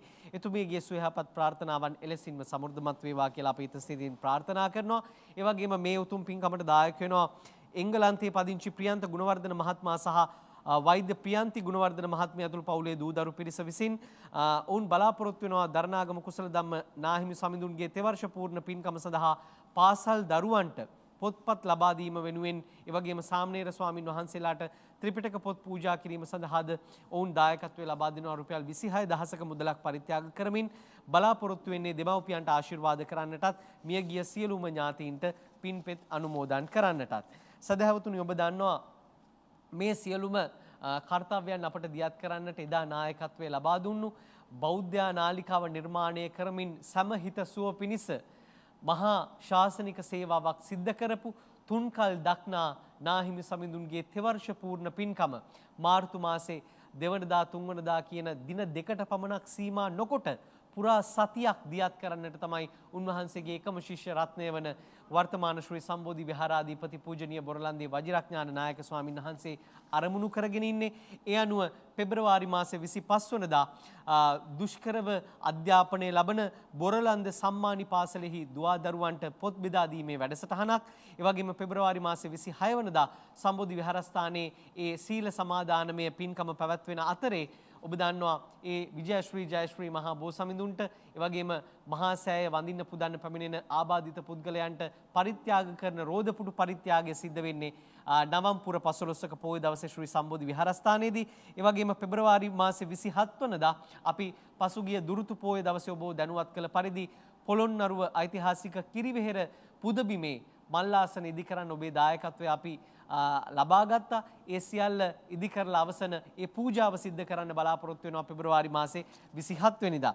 ඒ වගේම පෙබරවාරි මාසේ 28 වෙනිදා අනුරාධපුර කහටගස්දිගිලිය ප්‍රදේශයේ දුෂ්කරව දිවිගෙවන පැන් පොදක් බොන්න හරියාකාරයෙන් නැති ජනතාවට පිරිසිදු පානීය ජලය ලබා දෙන ඒ පැන් පූජා ව්‍යාපෘතිය, එහෙම නැත්නම් ජල පෙරණ යන්ත්‍ර පරිත්‍යාග කිරීම සිද්ධ වෙනවා පෙබරවාරි මාසේ 28 වනදා අනුරාධපුරයේ කහටගස්දිගිලිය ප්‍රදේශයේ. ඒ වගේම මාර්තු මාසේ 1 වෙනිදා අම්පාර ශ්‍රී බෝධිමළු විහාරස්ථානයේ රන්වැට පූජා කිරීම. ඔබට මතකයි අම්පාර දීඝවාපි අපි මහා පින්කම සිද්ධ කරද්දී ඒ නැගෙනහිර පුනර්ජීවය ඇති කරන්න විහාරස්ථාන තෝරාගෙන රන්වැට සහිත බෝධි ප්‍රාකාර ඉදි කර දෙන්න අපි පොරොන්දු වුණා. ඒ බුද්ධ ප්‍රතිමා වහන්සේලා ඔබ ලබා දුන්නා. ඒ රන්වැට වලට අවශ්‍ය කරන පිත්තල ආදී ඔබ පරිත්‍යාග කළා. ඒ රන්වැට පූජාවක් විශේෂයෙන් සිද්ධ වෙනවා අම්පාර ශ්‍රී බෝධිමළු විහාරස්ථානයේ මාර්තු මාසේ 1 වනදා.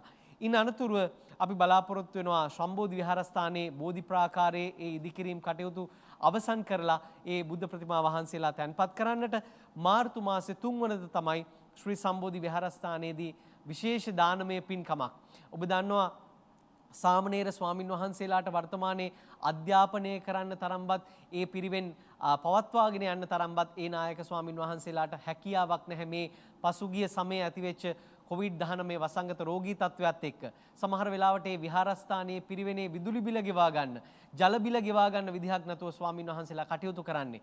එවැනි පිරිවෙන් අධ්‍යාපනය ලබන සාමණේර ස්වාමින් වහන්සේලා 59ක් වැඩම කරවාගෙන විත් ඒ පිරිවෙන් වලට අවශ්‍ය කරන ගරු භාණ්ඩ පූජා කළා. විශේෂයෙන්ම ඇඳ, කොට්ට, මෙට්ට, ඒ වගේම කබඩ් ආදිය පූජා කළා, ගරු භාණ්ඩ පූජා වශයෙන්, ඒ වගේම සාමණේර ස්වාමින් වහන්සේලාට අවශ්‍ය කරන අධ්‍යාපන කටයුතු වෙනුවෙන් අවශ්‍ය පොත්පත් ආදිය පරිත්‍යාග කරන්න, ඒ වගේම ස්වාමින් වහන්සේලාට චීවර පරිත්‍යාග කරන්න, ඒ වගේම අෂ්ට පරිස්කාර පූජා කරන්න ඔබට පුළුවන්කම තිබෙනවා දායකත්වය ලබා දෙන්න. අපි මේ සඳහන් කරපු පූජාවන් බොහෝමයක් මේ වෙන විට අවසන්ව තිබෙනවා. ඔබට දැන් පුළුවන්කම තිබෙන්නේ බොරලන්ද සම්මානි පාසලේ දුවා දරුවන්ට අවශ්‍ය කරන පොත්පත් පාසල් උපකරණ පරිත්‍යාග කරන්නටත්, ඒ වගේම සාමණේර ස්වාමින් වහන්සේලා අවශ්‍ය කරන ඒ අධ්‍යාපන පොතපත, දහම් පොතපත වගේම විශේෂයෙන්ම ඒ ස්වාමණේර ස්වාමින් වහන්සේලාට පූජා කරන චීවර පූජාවට, අෂ්ට පරිස්කාර පූජාවට ඔබට පුළුවන් ඔබේ දායකත්වයන් ලබා දෙන්නට. මේ සියල් කාරණා පිළිබඳව වැඩිදුර විස්තර දැනගන්නට ඔබට පුළුවන් මහේෂ් අල්විස් මහත්මයා අමතන්න. එතුමාගේ දුරකථන අංකය 07777 90609 07777 90609. විශේෂයෙන්ම දැන් පූජාවක් සිද්ධ කරනවා ශ්‍රී සම්බෝධි විහාරස්ථානයේ බෝධි ප්‍රාකාරයේ ඒ විශේෂ බුද්ධ ප්‍රතිමා වහන්සේලා පූජාවක් අප සිදු කරනවා. මේ වෙනුවෙන් දායක වෙන ඕස්ට්‍රේලියාවේ පදිංචි ශානිකා ප්‍රනාන්දු සහ රන්දිව් මහත්මයා විසින් මේ මෞතුමිය තමයි මේ පරිත්‍යාගය සිද්ධ කළේ. බුද්ධ ප්‍රතිමා වහන්සේ නමක් සඳහා 1,50,000ක මූල්‍යමය පරිත්‍යාගයක්. එතුමිය බලාපොරොත්තු වෙනවා ඒ දෙපළ දෙමව්පියන්ට දීර්ඝායුෂ ප්‍රාර්ථනා කිරීමට මේ පින්කමේ ආනුභාවයෙන්. ඒ වගේම ඒ වෙනුවෙන්ම විශේෂ පූජාවක් කවදත් බෞද්ධ මාධ්‍යාලයට හිත ඇති තිලකා විජේසිංහ මහත්මිය සහ එම මැතිතුමන් ඒකරාශී වෙලා ශ්‍රී සම්බෝධි විහාරස්ථානයේ අභිනවයෙන් නිදිවන ඒ බෝධි ප්‍රාකාරය ඉදි කරන්නට, ඒ බෝධි ප්‍රාකාරය තැන්පත් කරන්න විශේෂ බුද්ධ ප්‍රතිමා වහන්සේලා අපි පූජාවක් සිද්ධ කරනවා. 1,50,000ක පරිත්‍යාගයක් ඒ මෞතුමියත් සිද්ධ කරනවා. මේ මොහොතේ වෛද්‍ය විද්‍යාලයේ ගුණම ලබන මෙත්නි මල්ෂිකා දියණියගේ අවසාන වසරේ විභාගයෙන් යහපත් ප්‍රතිඵලයක් ඒ දියණියට ලැබේවා කියන ආශිර්වාදාත්මක ප්‍රාර්ථනාව පෙරදරි කරගෙන. ඉතින් මේ අනාදී වශයෙන් පින් පුරන්න, මේ පින් කෙත අස්වද්දන්න බොහෝමයක් සුදීමතුන් අපහා සමග අත්වැල් බැඳ ගන්න වග ඔබට දකින්නට පුළුවන්කම තිබෙනවා. ඒ විතරක් නෙමෙයි සදහවතුනි, ඔබ දන්නවා බෞද්ධ මාධ්‍යාලයෙන් තමයි එදා අම්පාර දීඝවාපිය පුනර්ජීවනය කරන්න අපේ වර්තමාන නායක ස්වාමින් වහන්සේ මූලිකත්වයේගෙන කටයුතු කළේ. පරම පූජනීය දරණාගම කුසල ධම්ම නායක හාමුදුරුවන්ගේ ඒ දෙවර්ෂ පූර්ණ පින්කම අවස්ථාවේ තමයි අපි අදිටන් පිහිටුවා ගත්තේ මේ මහා සෑය ඉදි කරලා මේ මහා සෑය ඉදිරිපිට විශේෂ පින්කමක් පවත්වනවා කියලා. එය යථාර්ථයක් බවට පත්වෙමින් ඇති වග ඔබට දකින්න පුළුවන්කම තිබෙනවා දෑසින්ම සියසින්ම. ඉතින් ඒ වෙනුවෙන් අපහා සමග විශේෂයෙන්ම රාජ්‍ය යාන්ත්‍රණයේම අත්වැල් බැඳගෙන කටයුතු කරනවා. ඔබට පුළුවන්කම තිබෙනවා දීඝවාපි අරුණ ගිණුම් අංකයට ඔබේ මුදල් ඒ වෙනුවෙන් බැර කරන්න. 86.86.04 ලංකා බැංකුවේ දීඝවාපි අරුණ තැප්‍රොබේන් ශාඛාවේ ගිණුම් අංකයට ඔබේ මුදල් බැර කරන්නට ඔබට පුළුවන්. ලංකා බැංකුවේ තැප්‍රොබේන් ශාඛාවේ දීඝවාපි අරුණ ගිණුම් අංකය 86.86.04. ඒ වෙනුවෙන් දායක වුණු පිරිසක් පිළිබඳවයි මේ සිහිපත් කරන්නේ.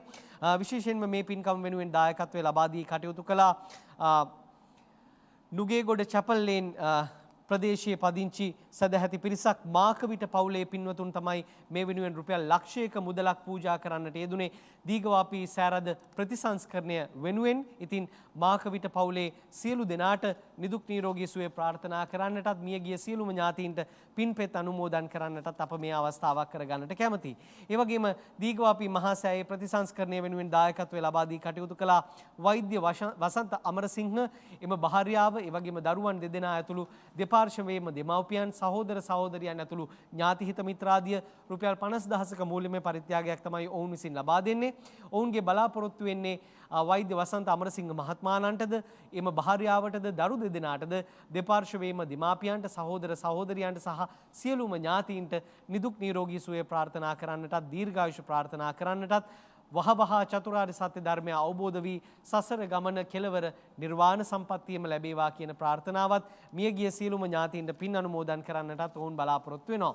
ඒ වගේම දීඝවාපි මහා සෑ ප්‍රතිසංස්කරණය සඳහා නුවණි මංජුලා ගෝනදුව පෙරේරා සහ ස්වාමි පුරුෂයන් ඇතුළු දරු දෙදෙනා සහ ලොකු අම්මා කියන පවුලේ පිරිස දායකත්වය ලබා දෙනවා. ඔවුන්ද බලාපොරොත්තු වෙන්නේ ඔවුන්ගේ පවුලේ සියලු දෙනාටම නිදුක් නිරෝගී සුවය ප්‍රාර්ථනා කරන්නට, දීර්ඝායුෂ ප්‍රාර්ථනා කරන්නට, මියගිය සියලුම ඥාතීන්ට පින් අනුමෝදන් කරන්නට. මේ සියලු දෙනාගේම සුවයහපත් ප්‍රාර්ථනාවන් එලෙසින්ම සමෘද්ධමත් වේවායි ප්‍රාර්ථනා කරගෙන මේ සියලු දෙනාටම පොදුවේ පින්පෙත් අනුමෝදන් කරන්නට පමණක් නොවේ, පරම පූජනීය බෝධිසත්ව ගුණෝපේත කුසල ධම්ම නායක ස්වාමින් වහන්සේගේ ඒ ගුණානුස්මරණ පින්කම් මාලාව පිළිබඳවත් ඔබව යම් හේකින් දැනුවත් කරන්නට පූජනීය බොරලන්දේ වජිරඥාන නායක ස්වාමින් වහන්සේට ආරාධනා කරනවා. අවසරයි නායක ස්වාමින් වහන්සේ. වාසනාවන්ත පින්තුනි, කාල වේලාවත් එක්ක අපේ නායක ස්වාමීන් වහන්සේ විසින් සම්මා සම්බුද්ධ ශාසනයටත් ඒ වගේම මුළු මහත් සමාජයටමත් සිදු කරන්නට යෙදුණු සේවාව පිළිබඳව අපිට මිල කරන්න පුළුවන් කමක් නැත්තේ නෑ. එහෙම නැත්නම් ඒ උදාර ශාසනික සේවාව උදෙසා අපි කෘතගුණ දක්වමින් නායක ස්වාමීන් වහන්සේ ආරම්භ කරන්නට යෙදුණු බෞද්ධ නාලිකාව සදහවත් ඔබ හැම දිනාගේම දායකත්වයෙන් තමයි මේ ආකාරයෙන් පවත්වාගෙන යන්නේ. එක පැත්තකින් ධර්ම දානමය පින්කම් සිද්ධ කරගන්නකොට ඒ දායකත්වයන් තුලින් තමයි නාලිකාව මේ ආකාරයෙන් පවත්වාගෙන යන්නේ. ඒ වගේම තමයි ඒ නාලිකාව දිගින් දිගට පවත්වාගෙන යනවා වගේම ධර්ම දානමය පින්කම සිද්ධ කරගන්නවා වගේම හැම දිනාටම මෙලව පරලොව අභිවෘද්ධිය වෙනුවෙන් අපි පින් කුසල් රැස් කරගන්න අවශ්‍ය වෙනවා. අපි ගත්තොත් හැමෝටම මේ ආත්මයේම නිවන් අවබෝධ කරගන්න කියලා ප්‍රාර්ථනා කළාට එහෙම සිද්ධ වෙන්නේ නැහැනේ. නේද? එහෙම සිද්ධ වෙන්නේ නැහැ. ඉතින් විශේෂයෙන් ඒ සඳහා අපි පාරමී ධර්මයන් සම්පූර්ණ කරන්න ඕනේ. ඒ වගේම පින් කුසල් පූර්ණ කරගන්න ඕනේ. ඉතින් ඒ සඳහා විවිධ විදිහේ දායකත්වයන් අපිට ලබාගත යුතුයි.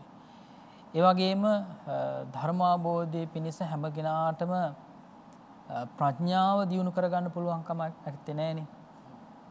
ඒ ප්‍රඥාව උනත් අපි දිගින් දිගටම වඩා වර්ධනය කරගන්න පුළුවන්කම ලැබෙන්නේ විශේෂයෙන් මෙවැනි පින්කම් සිද්ධ කර ගැනීම තුළින්. ඒ නිසා බුදුරජාණන් වහන්සේ කෙරෙහි ධර්මයේ කෙරෙහි සංඝ රත්නයේ කෙරෙහි පැහැදිලා තුන්වන් කෙරෙහි පැහැදීමෙන් යුක්තව තුන්වන් සරණ ගිය අය පංචශීලය ආදී සීලයන් ආරක්ෂා කරගෙන අපි මේ සිද්ධ කරන්නේ ඒ විදිහට බොහෝම අල්ප මාත්‍ර පවතින සිහිය නුවණේ ඉඳලා විදර්ශනා ඥාන දක්වාම අපේ ඒ විදිහට සිත් සතන් තුල ධර්මඥානෙ දියුණු පමුණු කරගන්න එක. ඒ සඳහා අපිට පින් කුසල් අවශ්‍ය වෙනවා. ඉතින් ඒ වගේම තමයි දන් දෙන්නටත් යමක් තිබිය යුතුයි. නේද? දන් දෙන්නටත් යමක් තිබිය යුතුයි. ඒ නිසා තමයි අපි මෙවැනි පින්කම් සිද්ධ කරලා අපේ ජීවිතය සාර්ථක කරගන්න අපි මහන්සි ගන්නෙ. ඉතින් අපේ ජීවත් වෙනකොට විශේෂයෙන් දැන් අපි මේ පින්කම් මාලාව තුළ ඒ හැම පින්කමක්ම එහෙම නැත්නම් ආධාර හෝ එහෙම නැත්නම් යම් කිසි විදිහකින් ප්‍රතිපහසුකම් හරි එහෙම නැත්නම් කෙනෙකුට මේ ධර්මයේ හැසිරීම සඳහා ජීවිතය පවත්වාගෙන යාම සඳහා අවශ්‍ය කරන හැම දෙයක්ම අන්තර්ගත වෙච්ච පින්කම් මාලාවක් තමයි මේ පින්කම් මාලාව. අපි ගත්තොත් එහෙම විශේෂයෙන්ම අපි සිද්ධ කරන බොරලන්ද සම්මානි පාසලෙහි බුද්ධ මන්දිරයක් නිර්මාණය කළා. ඒ බුද්ධ මන්දිරය අපිට නිර්මාණය කරලා අවසන් වුණාට විවෘත කිරීම අපිට සිද්ධ කරගන්න පුළුවන් කමක් තිබුණේ නැහැ. පෞගිය මේ කාලවකවානුව තුළ අපි මුහුණ පාන මේ වසංගත තත්ත්වය නිසා. ඉතින් කොහොම වුණත් කෙසේ හෝ ඒ විදිහට මේ තියෙන බලපෑම් කොයිතරම් තිබියදී වුණත් අවදානම් තත්ත්වයක් තිබියදී වුණත් මේ සිද්ධ කරන පින්කම් ඉදිරියට පවත්වාගෙන යාම තමයි අපේ බලාපොරොත්තුව. ඒ වගේම අපේ ශක්තිය බවට පත් වෙන්නටත් අවශ්‍ය කරන්නේ. ඉතින් ඒ නිසා ඒ ඉගෙනගනු ලබන දරුවන්ටත් යම් කිසි විදියකින් අධ්‍යාපනය සඳහා අවශ්‍ය කරන පොත්පත් ආදී ලබා දෙමින් තමයි මේ පින්කම් අපි ඒ විදිහට සාර්ථක කරගන්න බලාපොරොත්තු වෙන්නේ. ඒ නිසා බුද්ධ මන්දිරය නිර්මාණය කරලා හැමදිනාටම වන්දනාමාන කරගන්න ඒ පහසුව සලසනවා වගේම තමයි හැමදිනා ඒ දරුවන්ගේ අධ්‍යාපන කටයුතු වෙනුනොත් අපි යම්කිසි දායකත්වයක් ලබා දීමට පින්තුන්ගේ දායකත්වය මේ ආකාරයෙන් බලාපොරොත්තු වෙන්නේ. ඒ දරුවන්ට අවශ්‍ය කරන පොත්පත් ආදී ලබා ගැනීම සඳහා දායකත්වය ලබා දෙන්නට කියලා. ඒ වගේම තමයි විශේෂයෙන්ම අපි පොහොය දවසේ එහෙම නැත්නම් 26 වෙනිදා අපි බලාපොරොත්තු වෙනවා සංකේතාත්මකව රුවන්වැලි මහා සෑරාදානන් වහන්සේ ඒ වගේම ශ්‍රී මහා බෝධිරාජානන් වහන්සේ වන්දනාමාන කිරීමට පැමිණෙන සදහැවතුන්ගේ පහසුව සඳහා රෝදපුටු පරිත්‍යාග කිරීම සංකේතාත්මකව සිද්ධ කරන්නට. ඒ වගේම අපිට බොහොම ඉක්මනින් අඩු කාල සීමාවක් තුළ ඒ කුටි නිර්මාණය කර ගැනීමට අපහසු වුණත් ඉදිරියේදී අපි ඒ කුටි නිර්මාණය කිරීමට බලාපොරොත්තු වෙනවා. සංකේතාත්මකව තමයි අපි මේ පින්කම් මේ ආකාරයෙන් සිද්ධ කරන්නේ. දැන් අපිට රෝදපුටු පරිත්‍යාගයන් සිද්ධ කළා. තවත් පැත්තකින් ඒ පරිශ්‍රය එහෙම නැත්නම් අවට පරිසරයේ පිරිසුදු කර ගැනීම සඳහා තනකොළ කපන යන්ත්‍ර පරිත්‍යාගයක්ද සිද්ධ කරන්නට යෙදුණා. ඒ නිසා ඒ රෝදපුටු පරිත්‍යාග කළ ඒ වගේම ඒ තනකොළ කපන යන්ත්‍ර පරිත්‍යාග කරන්නට යෙදුණු ඒ පින්වත් හැම දිනාටමත් පුණ්‍යානුමෝදනාව සිද්ධ කරන සීලෝම් බලාපොරොත්තු ප්‍රාර්ථනාවන් මුදුන්පත් කර ගන්නටත් ඒ වගේම චතුරාර්ය සත්‍ය ධර්මයන් අවබෝධ කරගෙන නිවනටපත් වෙන්නටත් මේ උතුම් පුණ්‍ය ශක්තිය කුසල ශක්තිය හේතු වාසනා වේවා කියලා. ඒ වගේම පොළොන්නරුව කිරිවෙහෙර චෛත්‍ය රාජානන් වහන්සේ වටා තිබෙන මල් ආසන ඇත්තරම ගොඩාක් දුර්වල වෙලා තිබුණේ. ඒ මල් ආසන නිර්මාණය කිරීම සඳහාත් විශාල වශයෙන් ආධාර ලැබුණා. ඒ පින්කමත් අපි මේ වෙනකොට සම්පූර්ණ කළ තිබෙනවා. තවත් පැත්තකින් පහන් වැට දෙකක් සුදු යකඩි නිර්මාණය කරන්නට යෙදුණු පහන් වැට දෙකකුත් එදා දවසේ ඒ සෑරදුන් වහන්සේ අභියස ඉදි වෙනවා වගේම නිර්මාණය කරලා හැම කෙනාටම මේ පින්කම් වලට දායක වෙන්නත් අවස්ථාවක් සැලසීලා තියෙනවා. ඒ වගේම වතුර පෙරන යන්ත්‍රයක් අපි නිර්මාණය කළා තියෙනවා. එහෙම නැත්නම් සකස් කරලා තියෙනවා. බොහෝ පිරිසකගේ පාපිපාසාව පිරිසුදු පානීය ජලය බෙදා හදා දීමට ඒ වතුර පිරිසුදු කරන යන්ත්‍රයත් අපි ජනතා අයිතියට එහෙම නැත්නම් ඒ පින්නතුන්ගේ සදහවතුන්ගේ පරිහරණය සඳහාත් පත් කිරීම සඳහාත් අපි එක දවසක එහෙම නැත්නම් අපි 28 වෙනිදා දවසේ ඒ පින්කම සම්පූර්ණ කරන්න බලාපොරොත්තු වෙනවා. ඒ වගේම පළවෙනිදා අම්පාර ශ්‍රී බෝධිමල් විහාරස්ථානයේ රන්වැට නිර්මාණය රන්වැට විවෘත වෙනවා. එහෙම නැත්නම් බෝධි ප්‍රාකාරය ඒ විදිහට විවෘත කරන්නටත් බලාපොරොත්තු වෙනවා. ඉදා දවසේ විශේෂ පූජාවක් පවත්වලා ඒ පින්කම සිද්ධ කරන්නටත් අපි බලාපොරොත්තු වෙනවා. ඒ වගේම දෙවෙනිදා දවසේ අපි බලාපොරොත්තු වුණා සම්බෝධි විහාරස්ථානයේ ඒ බෝධි ප්‍රාකාරය නිර්මාණය කර ගැනීමට. ඇතරම කැටයන් සහිතව යම් කිසි නිර්මාණයක් කරනකොට වැඩි කාලයක් ගන්න අවශ්‍ය වෙනවා. ඒ නිසා එදා දවසේ ඒ පින්කම අපිට සිද්ධ කරගන්න අවශ්‍ය පුළුවන්කමක් ලැබුණේ නැති වුණත් ඒ බෝධි ප්‍රාකාරයේ වටා එහෙම නැත්නම් අටවිසි බුදුරජාණන් වහන්සේලා තැන්පත් කිරීම සඳහා වඩා හිඳවීම සඳහා ඒ බුදුරජාණන් වහන්සේලා එහෙම නැත්නම් බුද්ධ ප්‍රතිමා වහන්සේලා සම්පූර්ණයෙන් නිර්මාණය කරන්නේ ශෛලමය බුද්ධ ප්‍රතිමා වහන්සේලා අඩි 2කින් යුක්තව සියලුම බුදුරජාණන් වහන්සේලා ගල් වලින් තමයි නිර්මාණය කරන්නේ. ඒ සඳහා තමයි අද දවසේ දායක පින්නතුන් දායක වුණේ. ඒ සඳහා දායක වුණු හැම දිනාටමත් පුණ්‍යානුමෝදනාවන් සිද්ධ කරනවා. ඒ වගේම අපි තුන්වෙනිදා දවසේ එහෙම නැත්නම් නායක ස්වාමීන් වහන්සේ අපවත් වදාළ දිනේදීම තමයි දානමය පින්කම සිද්ධ කරන්න කටයුතු සංවිධානය කරලා තියෙන්නේ. ඒ සඳහා විශේෂයෙන්ම ඉතා දුෂ්කර ප්‍රදේශවල වැල්ලවාය ඒ වගේම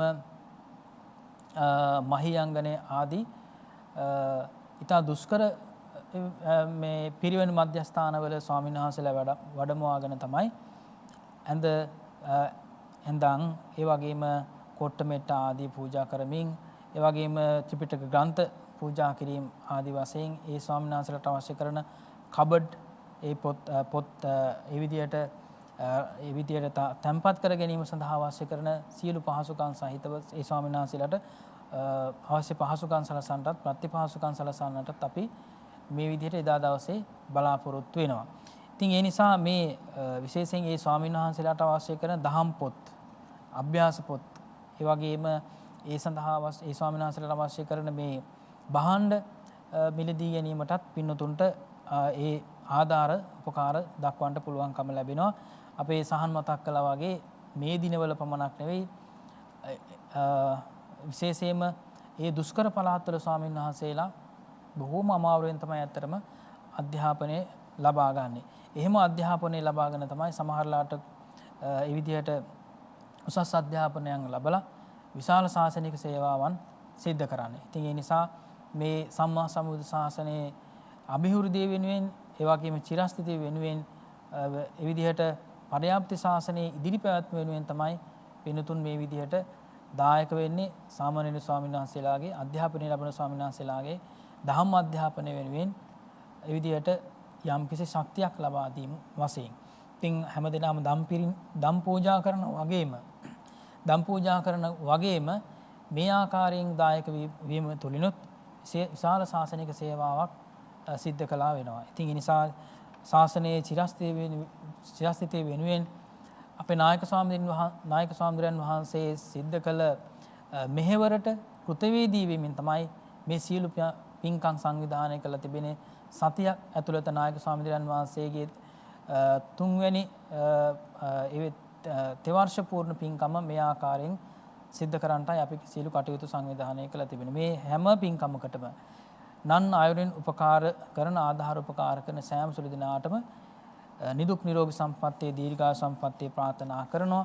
ඒ වගේම හැම දිනාටම චතුරාර්ය සත්‍ය ධර්මයන් අවබෝධ කරගෙන බොහොම ඉක්මනින්ම නිවන් අවබෝධ කරගන්නට මේ සියලු පින් කුසල් හේතු වාසනා වේවා කියලා හැම දිනාටම ආශිර්වාද කරනවා. සාදු සාදු සාදු. නායක ස්වාමීන් වහන්සේ ඔබ වහන්සේ සඳහන් කළ පරිදි බොහෝ ජනකායක් ඒකරාශී කරන්නට නොහැකි නිසා මහා විශාල පින්කමක් සංවිධානය කරනවා වෙනුවට විවිධ ස්ථානවල මෙවැනි අත්‍යවශ්‍ය පින්කම් රැසක් සිද්ධ කිරීම තමයි ඔබ වහන්සේගේ පරමාර්ථය. මේ වෙනුවෙන් දායක වෙන, මේ වෙනුවෙන් අපත් සමග අත්වැල් බැඳ ගන්න හැම දිනාටම අපගේ හදපිරි ප්‍රණාමය පුද කරමින් අපට අවසරයි අද දවසේදී සමුගන්න මේ පින්කම් පිළිබඳ වැඩිදුර විමසීම් දැනගන්නට 0114 942 607 හෝ 077 90 609 077 දුරකථනාංක ඔස්සේ මහේෂ් ඩාල්විස් මහත්මයා අමතන්නට ඔබට පුළුවන් වග සිහිපත් කරමින් අපි සමුගන්නේ වර්තමාන ශ්‍රී සම්බෝධි විහාරාධිපති බෞද්ධ මාධ්‍යාලයේ සභාපති දුරීන පූජනීය බොරලන්දිය වජිරඥාන නායක ස්වාමින් වහන්සේ මෙවැනි පින්කම් තුලින් තව තවත් ශාසනික සේවාවන් සිද්ධ කරන්නට සමාජීය මෙහෙවරයන් සිද්ධ කරන්නට ඔබ වහන්සේටද ශක්තිය ධෛර්යය නිදුක් නිරෝගී සුව සම්පන්නිය චිරජීවනයේම සැලසේවායි ප්‍රාර්ථනා කරමින් සාදු සාදු සාදු. අපේ ශ්‍රාවක ප්‍රේක්ෂක සමටත් නිදුක් නිරෝගී සුව සම්පන්නියෙන් සපිරුණු අනාගතයක් ප්‍රාර්ථනා කරමින් අදට සමුගන්නවා කතං සුලබතේ පඤ්ඤං සජීව වැඩසටහනෙන්. ඔබ සැමට සම්මා සම්බුදු සරණයි. කතං සුලබතේ පඤ්ඤං ප්‍රඥාව කෙසේනම් ලැබගමුද?